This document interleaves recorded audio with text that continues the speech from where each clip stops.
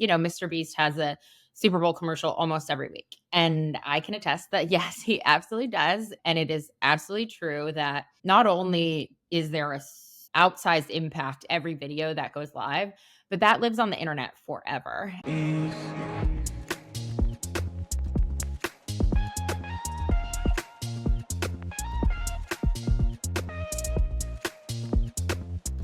Avery, back again, episode 66.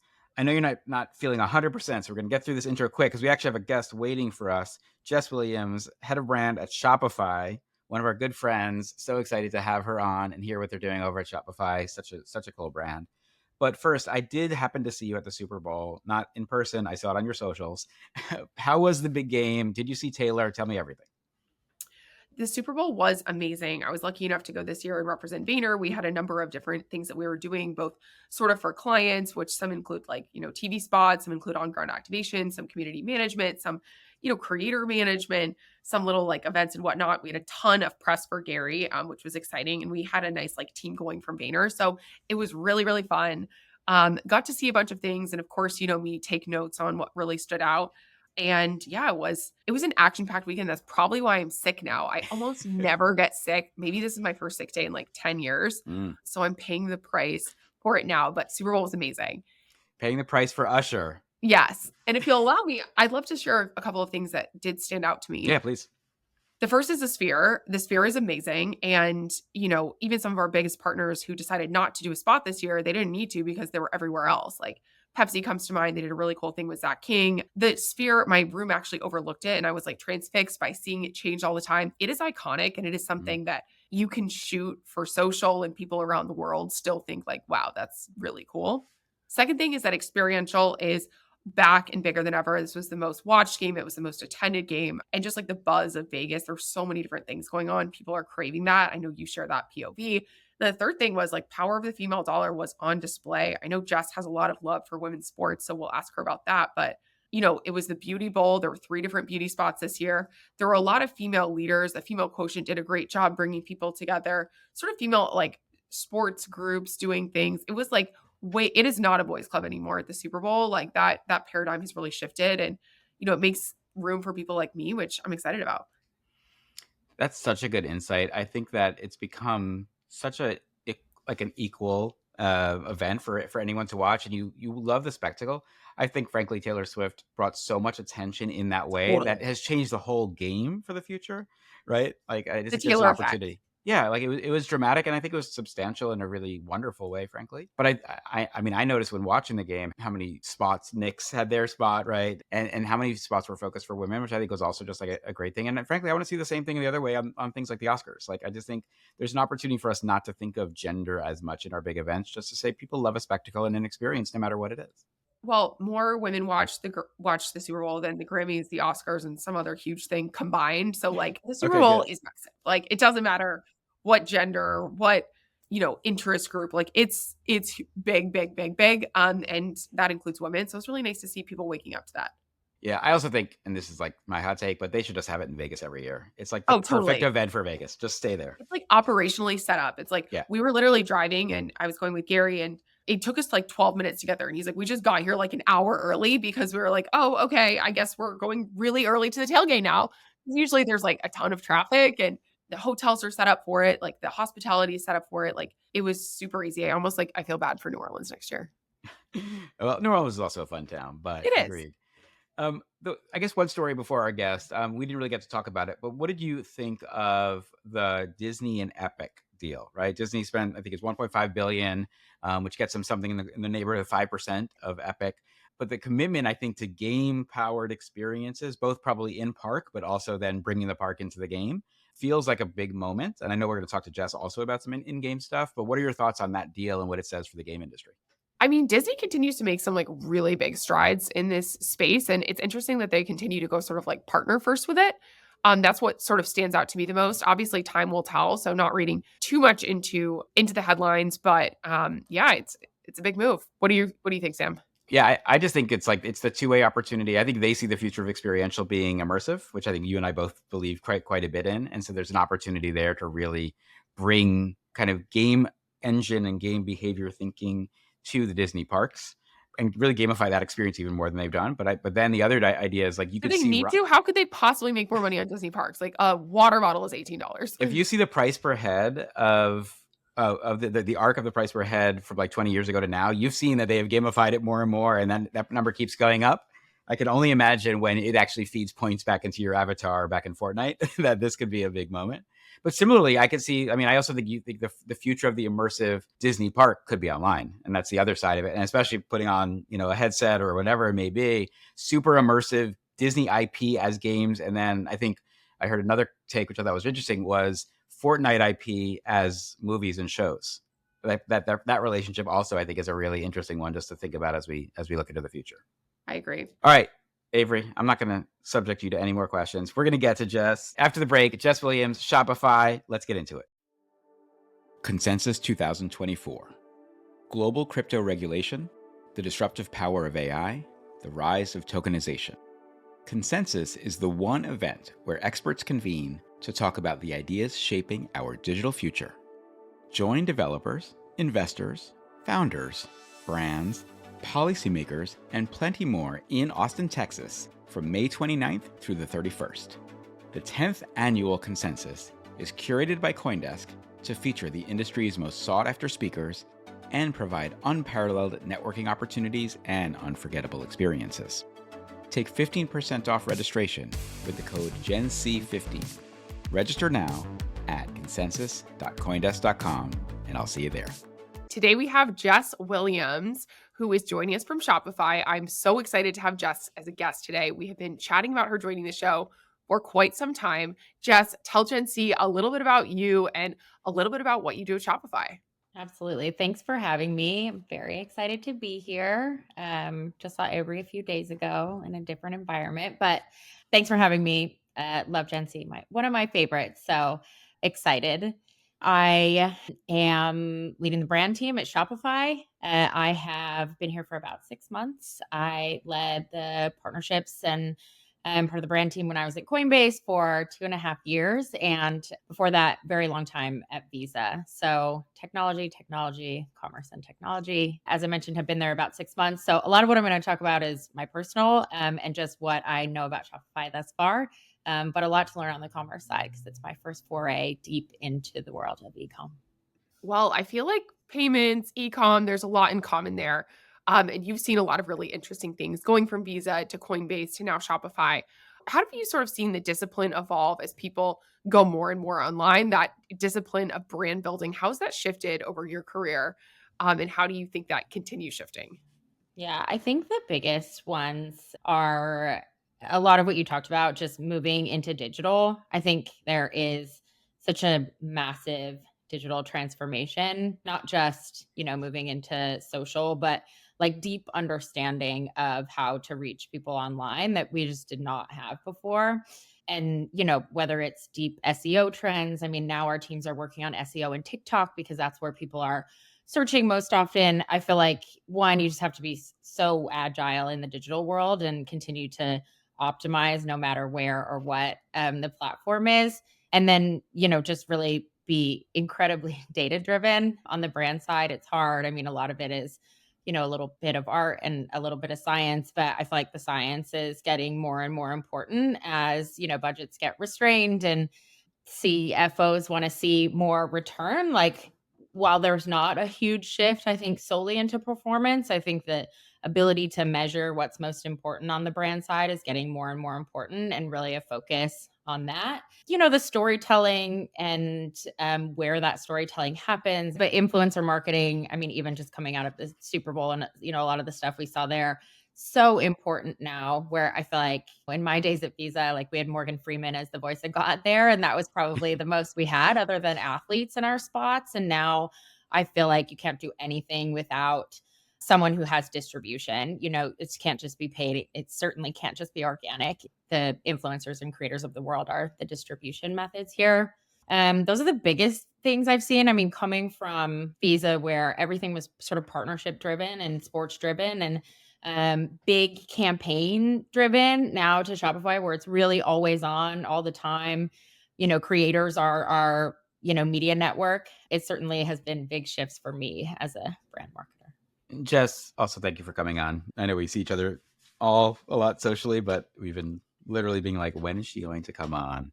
So thank you for joining us. Very excited to have this conversation. I guess if I look at your career, there's like an interesting thesis, which is Visa is empowering obviously large orgs, but like down to the smallest business to sort of figure out how to build something with a toolkit. Coinbase, in some respects, was this a similar type approach of how do we create sort of self-sovereign opportunities to own your own bank accounts, to own your own financial rails, and also has a religion to it, if you will, right, within crypto. And then Shopify, I feel like, was so important in saying, hey, Amazon, not everyone has to work with you. Like, how do we figure out really flexible ways to plug in commerce in ways that can feel very organic?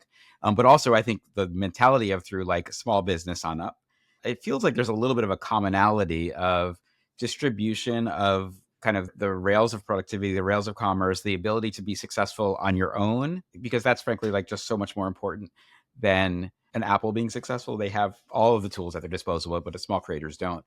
Is that part of what inspires you, is the idea of powering the individual almost as much, if not more, than powering the large organization?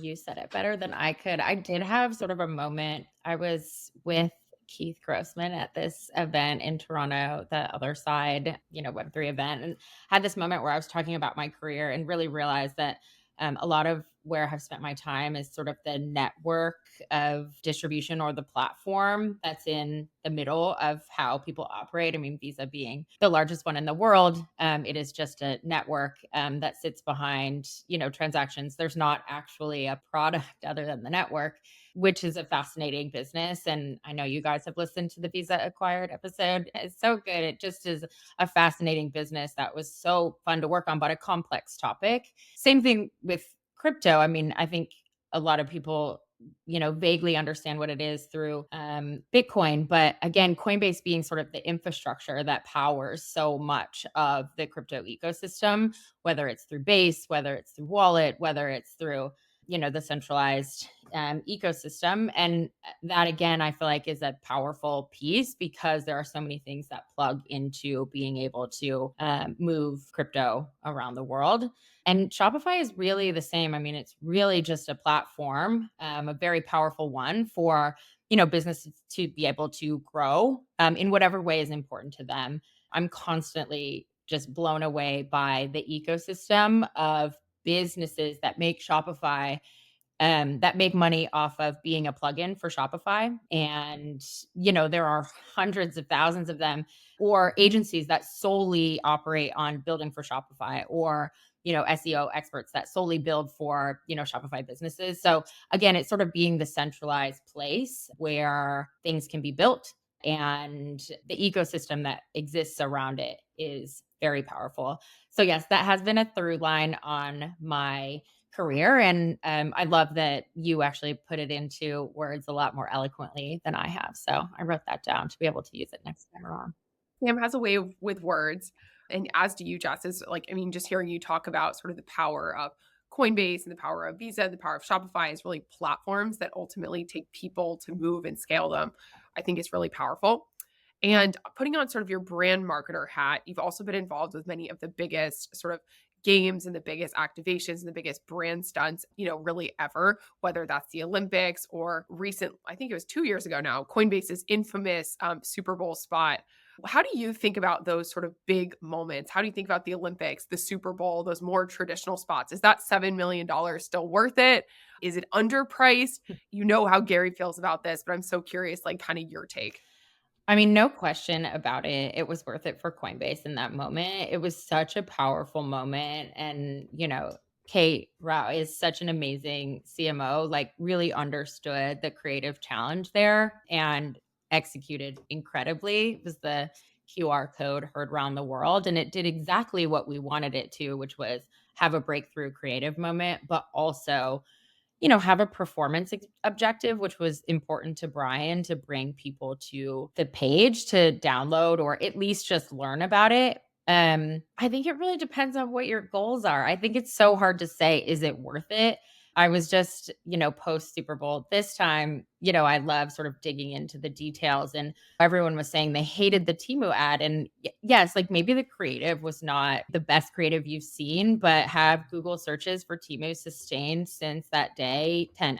Has Timu been on the top downloaded apps since that day? Yes. So does Timu see that those 3 spots were worth it? I 100% guarantee they do. Again, I think some of it's ego that, you want to be there. I think a lot of it is, to be part of the conversation for that sustained amount of time. But I think for some businesses, it's a real opportunity to drive interest, awareness, which should be the things that Super Bowl commercials do. And then, of course, product usage, which is hard. But I think, if you're a not so well known product, it's a great opportunity to do so. The Olympics is a bit tougher. And, Visa was so smart in the Olympics. I think if you're doing a big sponsorship like that, you better have a ROI on the why. And, the only card you can use to buy merch anywhere around the Olympics is a Visa card. And you actually have to go to a reverse ATM and put your cash in and get a Visa card in order to buy merchandise. So in that instance, definitely worth it for the revenue generation. But again, certainly there's only a few properties that hit everyone in the whole world. The Olympics and FIFA are the two. And when you're Visa, where you hit everybody in the whole world, like, yes, of course it's worth it. So I don't know. I'm always like is it hitting the goals that you intended it to? And how are you measuring those kind of person? But certainly for Coinbase, it was absolutely worth it. And I'm so grateful to have been a part of it because it was such a moment in time. Yeah, shout out to Kate. She came on the show and talked about that a bunch of months ago, and so smart. I also think and I think you captured it, which is attention is so fragmented now. It is literally everywhere all at once. It's really hard to make a moment. The Super Bowl is one of those few things that allows that to happen. The Grammys, I felt like had a little bit of that recently as well. But I just think there's an opportunity to leverage those. And I think at this point, the spend is worth it because it's so hard to get that audience anywhere else. I guess one of my questions, I'm obsessed with the creator economy. Similarly to, right, the Super Bowl is the fact that Shopify's work with Mr. Beast and some of these other giant creators who frankly can become or are becoming even bigger brands than most of the people who would normally pay to be involved in their content. What is your approach on how do you activate them as their own retailers, as their own brands themselves, giving them the toolkits? What are some lessons you've learned? I still think that people under index on the creator economy and how important it is today, especially at the brand level. Without a doubt, under index. Okay, I have a lot of thoughts about this, and I have loved my time at Shopify. I came in here knowing that one of my blind spots was working with creators. We had worked with very large athletes at Visa as sort of our influencers. Same thing with Coinbase. We had a couple of athlete partnerships. And at some point, we had sort of affiliate programs with some large crypto voices, but not in the same way that, Shopify, in my opinion, has one of the most sophisticated creator influencer programs that's out there. And they've really cultivated this because creators are the next entrepreneurs. They are speaking to the next generation of entrepreneurs. And as a brand team, our goal is to inspire the next generation of entrepreneurs to default and love Shopify. And I absolutely love that brand goal. It is such a fun one to be able to tackle, really thinking about 9-10-year-olds as they're thinking, about the future as they get into high school and college, having entrepreneurship being an option, which I never thought about. That was corporate America, was where I was going. But to be able to think of, I have an option, Mr. Beast does it, or Eric does it, or Hope Scope does it, or my favorite creator does it, I think it's such a powerful feeling and a very fun brand marketing challenge. On the creator side, I saw a lot of internet voices on Twitter talking about, Mr. Beast has a Super Bowl commercial almost every week. And I can attest that, yes, he absolutely does. And it is actually one of the stats that I use as we were, doing one of the retros on some of the work we've done with him. And it is absolutely true that not only is there a outsized impact every video that goes live, but that lives on the internet forever. And so in 10 years, when, my son is old enough to be watching Mr. Beast videos, he's going to see Shopify Mountain, which was, his visit to Antarctica, and he placed a Shopify flag at the top of, the Antarctica Mountain. And that's still going to be returning on investment for us, where, most Super Bowl commercials fall into the ether and are never seen again because they don't exist anywhere. So one, I just think the lasting power of good creative integrations into big YouTube creators is something that most brands do not understand and do not understand the impact of. And then I think really, a couple of the commercials that use creators in them, very big creators, they weren't using them the way that they should be. Like having the creator be part of the idea generation, a part of the how is this going to work for us? Like what is my audience going to love most? What's going to hit? What's going to be the if sort of impact? And I think they all sort of fell flat. So I'm hoping that next, year there's some better integrations on the creator side, but I mean, we've seen it. I'll shut up after this so you guys can jump in, but Prime is now, I don't know, a $500 million a year brand, pacing at the same pace as some of the largest energy drinks out there. Feastables has the ambition to be bigger than Hershey's, and they are hiring and stacking the deck there with that ambition in mind.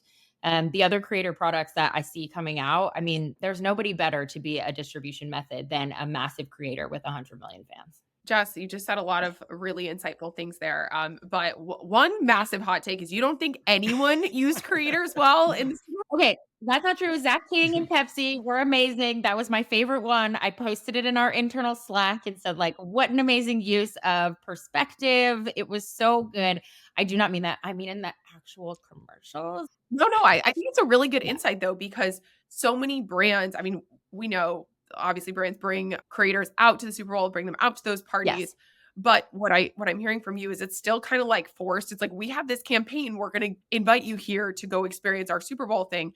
It's not really necessarily on their own terms, which I think is really interesting. And one that I was just talking about yesterday with the CMO of Sabra, we were actually talking about an ad that we made for the Super Bowl like 4 years ago that featured Charlie D'Amelio. She was like dancing. And it had a bunch of different talent in it. And we were like, we should actually run that spot like again, because we have the rights for such a long time and like it would still hit. Because it was like Megan Thee Stallion before she was big. Like all these like kind of funny people, because the whole message was around hummus is for everyone. And we can all get behind that message. Hummus is delicious. But I think it was like so authentic. And a lot of times when you're just hiring like a talent, it's kind of just like, here's your script, go execute this. And they're not putting in what makes them special. Yes. I would also say, I don't think, and all present company excluded, I don't think most creative agencies know how to work with talent in the first place. Like the Verizon Beyonce commercial wasn't good. The Jason Momoa one was terrible. To me, like you're trying to fit them into old school advertising tropes where the world has sort of moved on in terms of what content strategy is. Not that Beyonce's never not going to pull. Of course she's going to pull, but like let her be Beyonce. Don't let her be the like, the Verizon, like, do I still have a signal person? Like that to me is diminishing her power that you're already paying for when you do it. And I just think that's one of the challenges that people, especially in the creator world, they don't let them be themselves, which often is so intimate. I was actually shocked we didn't see like a Keith Lee commercial at the Super Bowl, because like that would have slayed it and you could let him be him. And it would have been just, I think, just much more unexpected. And the unexpected is what gets the attention at the Super Bowl versus the very tried and true. Keith Lee, like Buffalo Wild Wings or something, they better do it next year. Chipotle, obviously. I agree. I mean, I am so in awe of all marketers and CMOs, so I never want to like call it out. But the Addison Rae one, like such a small part where she just popped it in her mouth. There was so much opportunity there. And I actually think the product is so fun. So you could have, there was a lot of missed opportunity. There's one that this wasn't ours, but I thought that they did a really nice job. And Adam came on a CMO podcast we did yesterday, was CeraVe, like Michael Cera, the CeraVe thing, the staging it in advance, the like paparazzi shots. It just like told the story well on social. And it was like so him, and like the lo-fi production. I thought all of that like really worked. I will also say, even without an Avery, and I've been obsessed with this the last couple of months, is leveraging meme culture as an advertising strategy is exactly what CeraVe did, right? Yes. They took what was very easily a social meme and they made it a commercial. They found it on Reddit. That's the insight. Right, exactly. On Reddit. Yeah. So like that's a great insight.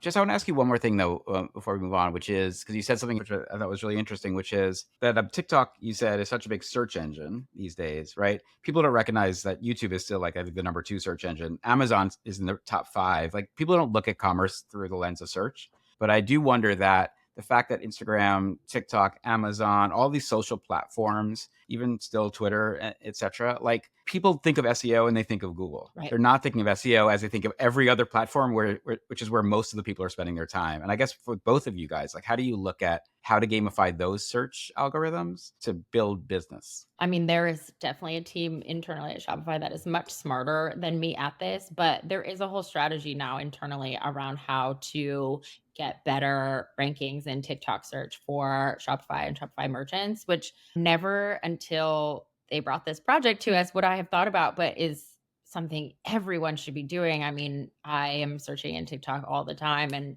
I'm on the older side of the TikTok world. So you have to be thinking about it in each different place and space. Now, are there plenty of, bad actors in this space that are really thinking about how to gamify and get their stuff to the top of, the Amazon search?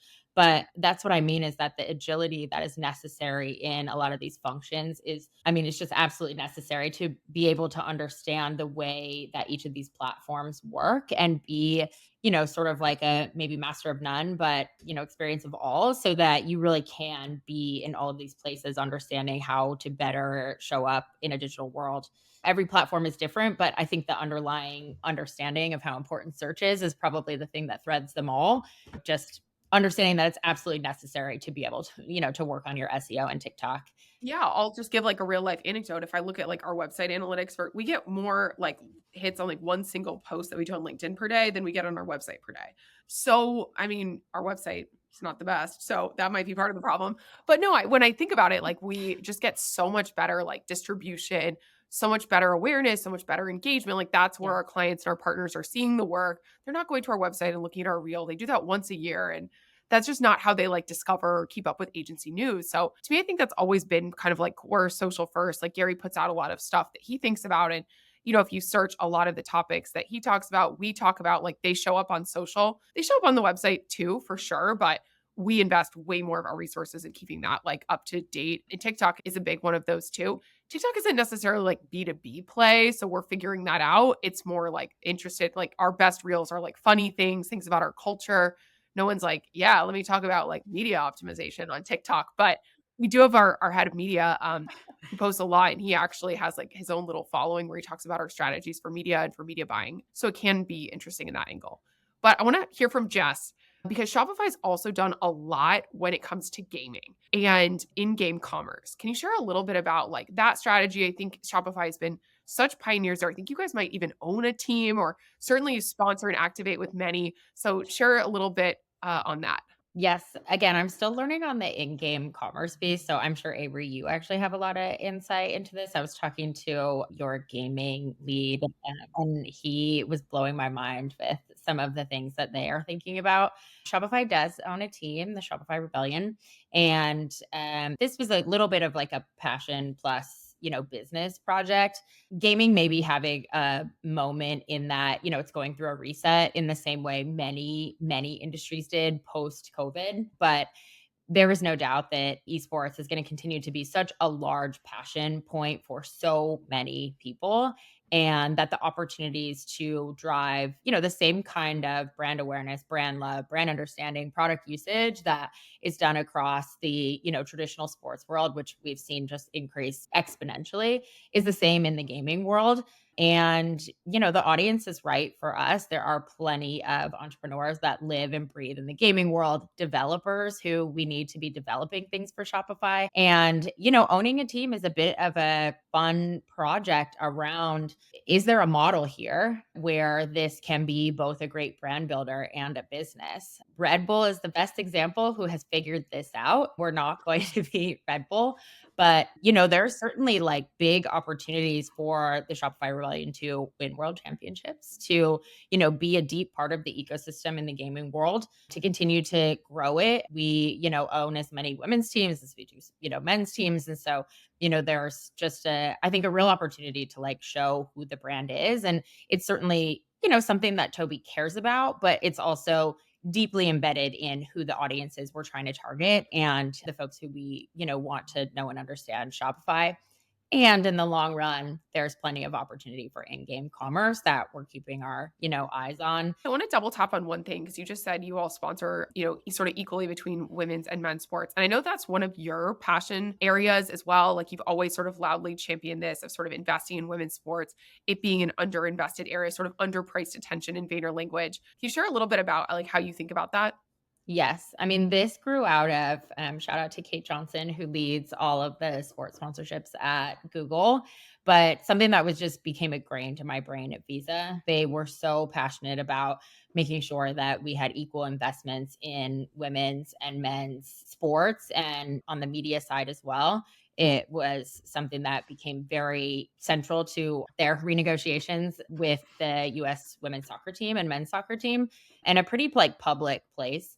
I played basketball growing up. I'm a huge WNBA fan, probably one of the biggest there is out there. And, I always talk about how I used to go to games and there was no one there. For the longest time, it was like literally me and probably the 30 other women with their daughters who were there watching the Phoenix Mercury as we were growing up. And it just feels so amazing right now for the women's sports to finally be having the moment that they deserve and people really paying attention. It is still wildly underpriced. So my, recommendation is for anybody who wants to get into sports sponsorship as a brand test, as a way to really think about it. Not that that's the right reason, is because it's vastly underpriced, but because, the more people that see this, that can then see the return on investment or the brand goals that you have really being done there, the more investments that will come. But it's in comparison to things like the NFL or the NBA, there's so much opportunity to get in at a level that makes sense for even small brands. And women are powerful. We have a lot of money to spend. We have a lot of passion points. There's certainly more categories that make sense. I mean, think about all the fashion and beauty and, nails and women's products. There's a lot of opportunity more so than I think on the men's side. Last point is that, again, women's sports, especially with NIL on the come up, it's just getting larger and larger. And I think we're going to see just an absolute explosion for all categories, whether that's volleyball or basketball or, tennis is already the one to be caught. But I have no doubt that women's sports will continue to grow exponentially and people will find that there is just a massive opportunity to get in on the ground floor of something incredible. And Jess, I just want to get your quick take on something that Avery and I talk about a lot, which is in-game commerce already is like a $50 billion industry for digital goods, primarily cosmetics, skins, things like that. You have an entire generation that's growing up spending more time in game worlds than they are in, they're not turning on TVs. They're launching a video game when they get home. They're like playing with their friends. It's a social opportunity. So these 3D game engines that are then going to power experiences that they're having hours and hours a day should also be the future of where they shop for real world goods. And I think you actually hit it, which is like, if I'm a beauty brand and I'm designing outfits and skins and makeup looks, the ability to buy the same lipstick that my avatar wears and have that drop shipped to my house feels like an easy one. And even when Avery and I spoke to Pia from BMW a couple of days ago, they spent a lot on their Fortnite experience and you can do all this customization.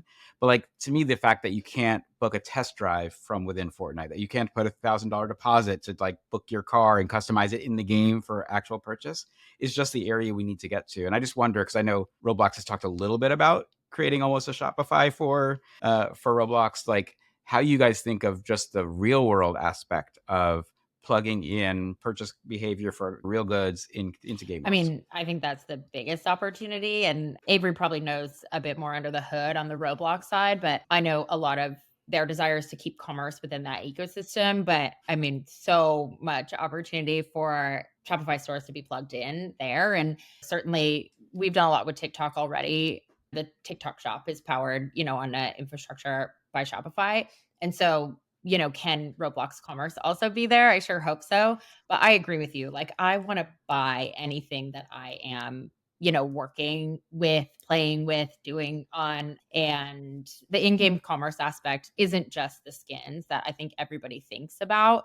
It's everything. I was just talking to Paris Hilton's team yesterday at 11:11, and she's name drop. I didn't want to. I was just chatting to Paris yesterday. But I wasn't talking to Paris. Paris for hanging. She's like the commerce queen. Everything is a commerce moment. And I feel like that's how everyone should be thinking. We talked to Jimmy's team all the time, like people should be able to buy everything that he is showing, working on, doing, eating within the videos. And they also think like that. So I think that is soon to come. But commerce in everywhere is like the future. I mean, let's just call it what it is, which is like people want to buy what they're seeing. And it should be an easy opportunity for everywhere, not just in game, in video, in YouTube, live stream, wherever you want it.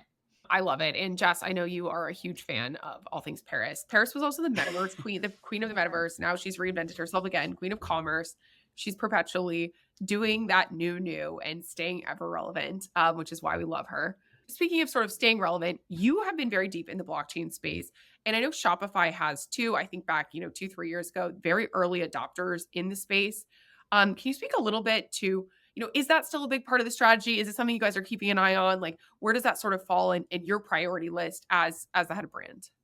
I am still deeply in the space and love it deeply. I think Shopify has always been there, and we have very smart folks internally working on it. I wouldn't say it's the top priority right now. However, if merchants want to use it, like we'll be ready there for the tools that they need to use it.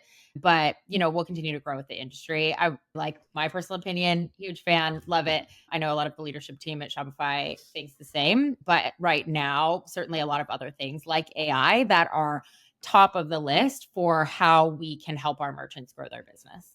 Amazing. So Jess, last question. You just mentioned AI.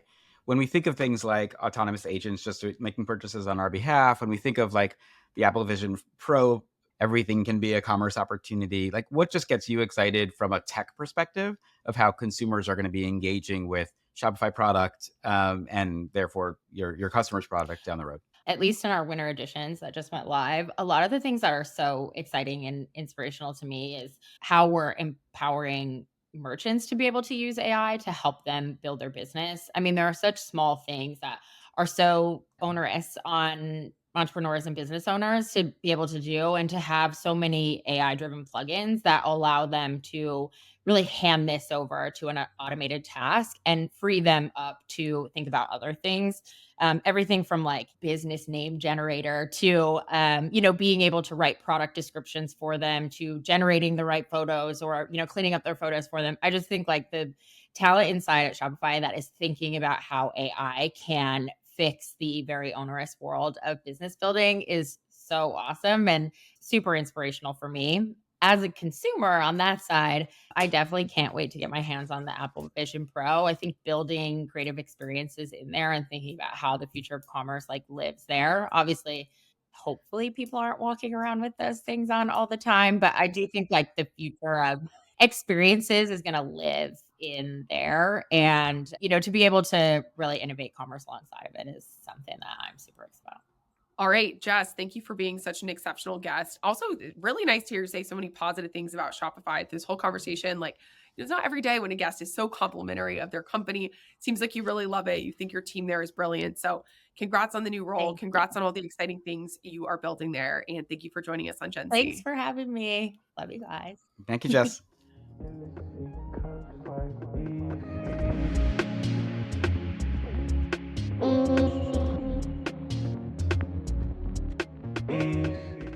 Avery, we love Jess Williams, such a good friend of the show, such a great supporter of the show, but also just a brilliant mind that I'm so glad we were able to get on. Any hot takes from the interview? I mean, the hottest take was she thinks nobody got creators right at the Super Bowl, which is a perspective. And I think it's one that's probably grounded in she sees like what really best in class looks like at Shopify, where their business is built on creators. So that is one thing that stood out to me. And just seeing sort of the commonality of like, that through line of the companies where she's worked, really being these platforms to empower others and using these big moments to, drive that commerce, but also drive that engagement and buzz. I thought was really interesting just to see that from 3 different angles. How about you?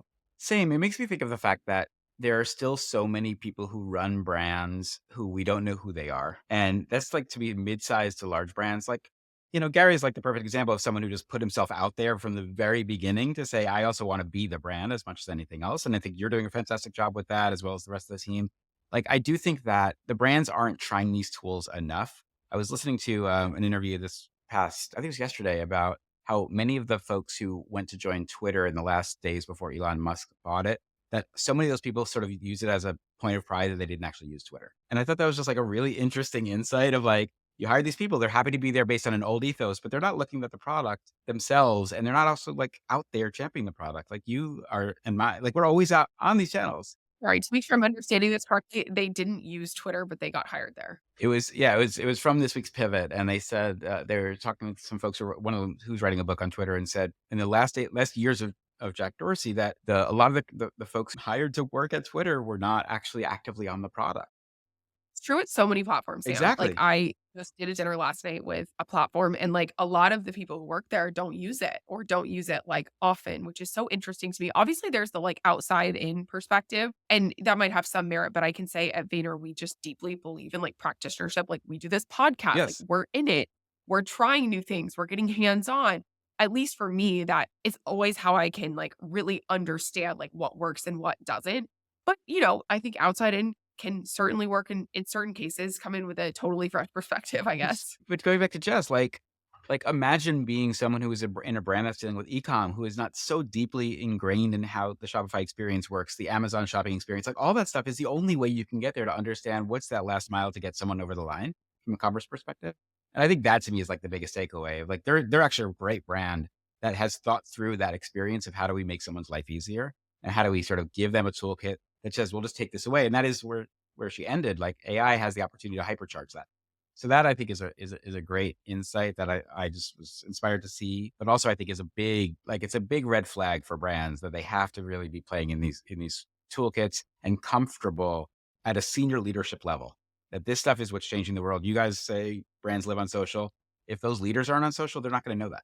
Totally. I couldn't agree more. And Jess was a perfect person who like lives and breathes it, which we love. All right, Avery, gonna let you go. Thank you for everything. Happy Valentine's Day. I know this will air after it, but you deserve all the love. And we'll see you soon, Gen Z. Happy Valentine's season, Gen Z.